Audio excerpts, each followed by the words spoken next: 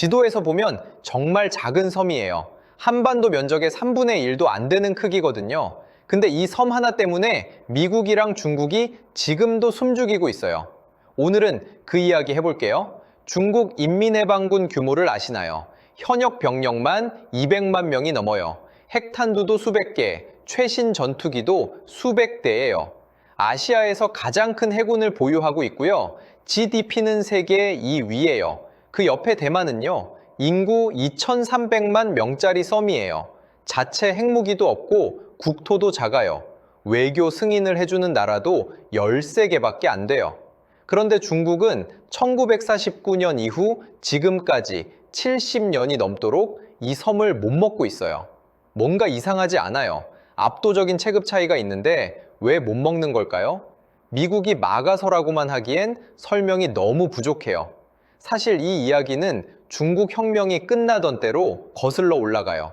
1949년 마오쩌둥이 이끄는 공산당이 대륙을 완전히 장악했어요. 국공내전에서 패배한 장제스는 국민당 군대와 함께 대만 섬으로 건너갔고요. 그때 본토에서 건너간 사람만 200만 명이 넘었어요. 장제스는 언젠가 대륙을 되찾겠다고 했고 마오쩌둥은 반드시 대만을 통일하겠다고 했어요. 그 대치가 지금까지 이어지고 있는 거예요. 오늘 그 진짜 이유를 얘기해 볼게요. 1950년대 초 더글러스 맥아더 장군이 이런 말을 했어요. 대만은 침몰하지 않는 항공모함이다. 이 말이 왜 나왔냐면요. 지도를 펼쳐놓고 동아시아를 보면 흥미로운 선이 하나 있어요. 일본 규슈 남단에서 오키나와, 대만, 필리핀까지 섬들이 사슬처럼 이어져 있거든요. 이걸 제일도련선이라고 불러요. 쉽게 말하면 섬들로 이루어진 울타리예요. 이 울타리 안쪽이 중국 해군의 작전구역이에요. 바깥쪽은 미국이 장악한 태평양이고요. 중국 해군이 태평양으로 나가려면 반드시 이 선을 통과해야 해요. 그 선의 정중앙에 대만이 있어요. 대만이 뚫리면 중국 해군이 태평양으로 쏟아져 나올 수 있어요. 그렇게 되면 일본도, 한국도, 호주도 중국 사정권에 들어와요. 미국의 괌 기지도 위협받고 하와이까지 사정거리에 들어오거든요. 그래서 미국이 70년째 대만을 지키는 거예요. 인권이나 민주주의 때문이 아니에요. 자기 패권이 달린 문제니까요. 냉전 때는 소련과 중국을 동시에 봉쇄하는 전략 거점이었고 지금은 반도체 공급망의 심장이 됐어요. 이 섬의 지정학적 가치는 세월이 갈수록 오히려 커지고 있어요. 근데 이게 전부가 아니에요. 대만이 가진 진짜 무기는 따로 있었어요. 1987년에 모리스 창이라는 사람이 대만에 반도체 회사를 하나 세웠어요. 이름이 TSMC예요. 당시 미국 텍사스 인스트루먼트에서 일하던 엔지니어였는데요. 대만 정부의 설득으로 귀국해서 창업했어요. 처음에는 별 주목을 못 받았거든요. 근데 지금은요, 전 세계 첨단 반도체 파운드리 시장의 54%를 혼자 먹고 있어요. 파운드리가 뭐냐면요, 반도체 설계는 다른 회사가 하고 실제 제조만 전문으로 맡아주는 거예요. 애플이 아이폰 칩을 설계하면 만드는 건 TSMC가 해요. 엔비디아가 AI 칩을 설계해도 만드는 TSMC가 해요. 퀄컴, AMD, 브로드컴, 테슬라 칩도 마찬가지예요. 근데 TSMC가 단순히 크기만 한 게 아니에요. 3나노, 2나노 초미세 공정 반도체를 양산할 수 있는 회사가 전 세계에 TSMC 뿐이에요. 삼성도 쫓아가고 있지만 아직 차이가 있어요. 인텔도 수십조를 쏟아 부으면서 따라잡으려는데 아직 멀었고요. 이게 왜 어려운 기술이냐면요. 사람 머리카락 한 올의 굵기가 약 7만 나노미터예요. 이 나노 공정은 그것의 3만 5천분의 1 크기로 회로를 새기는 거예요. 이 기술이 전투기 레이더 시스템에도 들어가고 미사일 유도 시스템에도 들어가요. 전기차 자율주행 칩에도 들어가거든요. 현대 문명 자체가 TSMC에 의존하고 있다고 해도 과장이 아니에요. 미국이 반도체 제조업을 저비용 국가에 넘긴 지 수십 년이 됐거든요. 그 결과 설계는 미국이 잘하는데 만드는 건 대만이 훨씬 잘하는 구조가 됐어요. 이 의존 관계를 바꾸려고 미국이 자국 내 반도체 공장 건설을 추진하고 있는데요.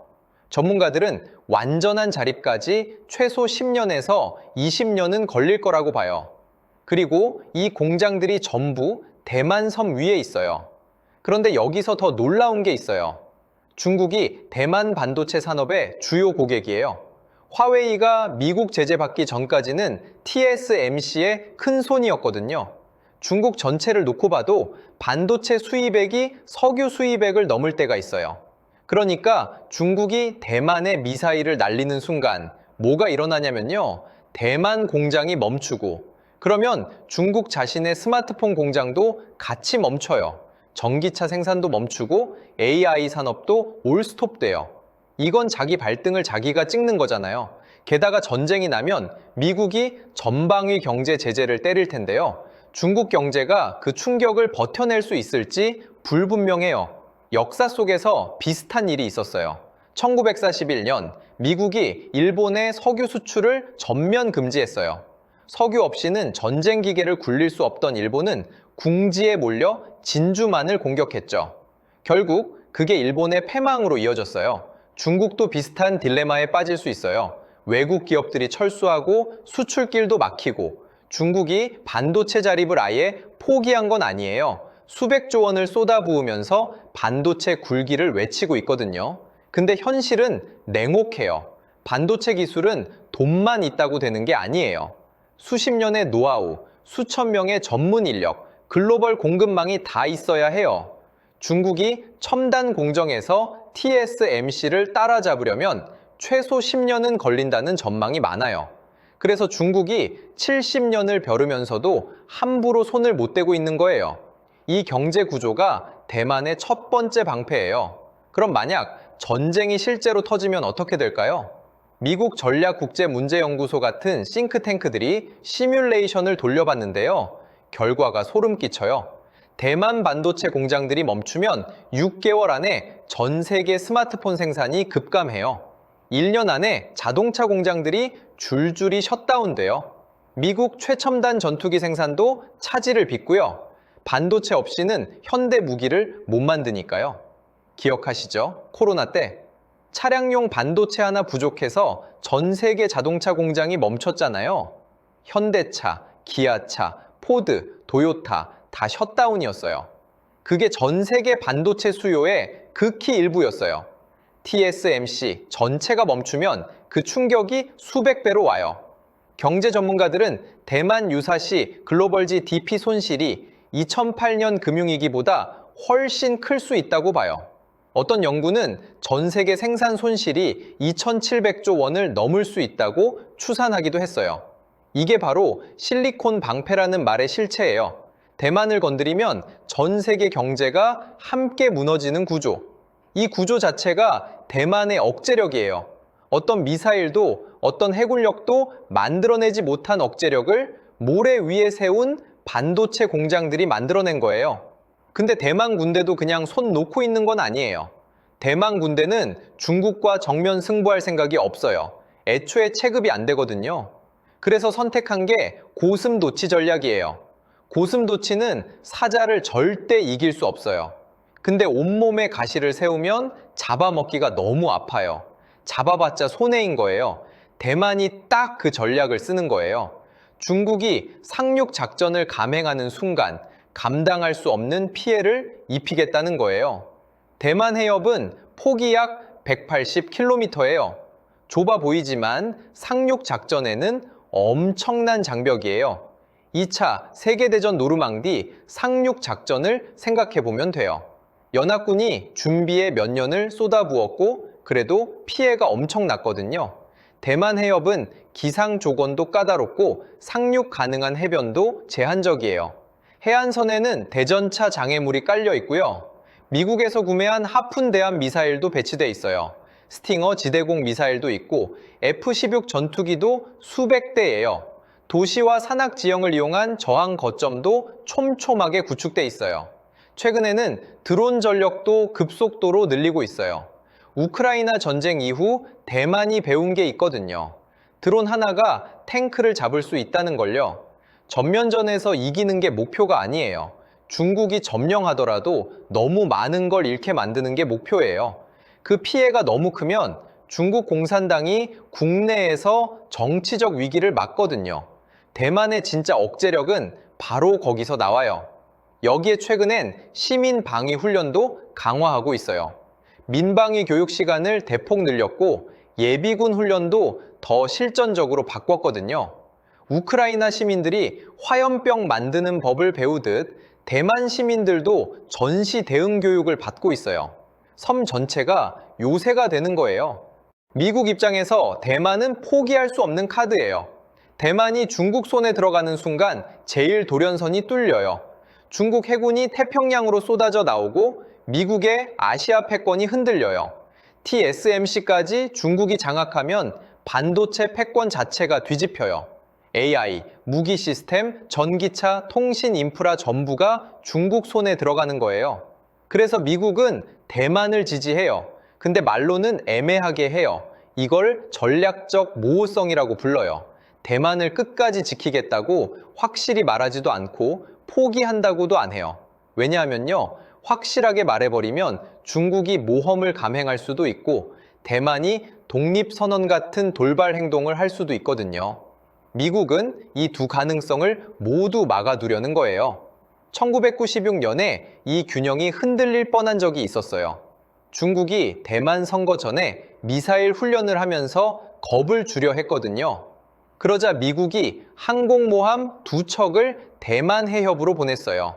중국은 미사일 훈련을 멈췄고 대만 선거는 예정대로 치러졌어요. 이게 무력 충돌 직전까지 간 1996년 대만 해협 위기예요.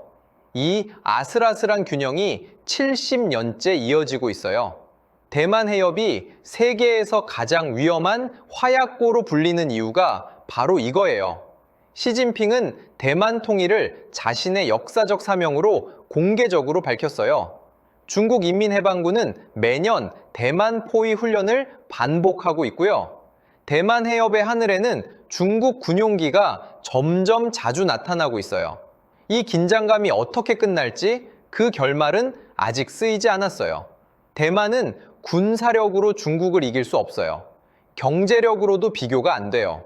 국제사회에서 공식 국가로 인정받지도 못해요. 올림픽에도 대만이라는 이름이 아니라 다른 이름으로 나가거든요. 그렇게 온갖 제약 속에서도 이 섬이 70년째 버티고 있는 건요, 세상이 대만을 필요로 하기 때문이에요. 군대보다 강한 게 기술이고 기술보다 강한 게 아무도 대체할 수 없는 독점이에요. 근데 대만이 선택한 건 군사력 경쟁이 아니었어요. 세상이 없어서는 안 될 존재가 되는 거였어요. 이 작은 섬이 세계 경제의 급소가 된 이야기, 어쩌면 국가의 생존이란 게 뭔지를 다시 생각하게 해주는 것 같아요. 오늘 영상이 즐거우셨다면 구독과 좋아요, 알림 설정 부탁드립니다.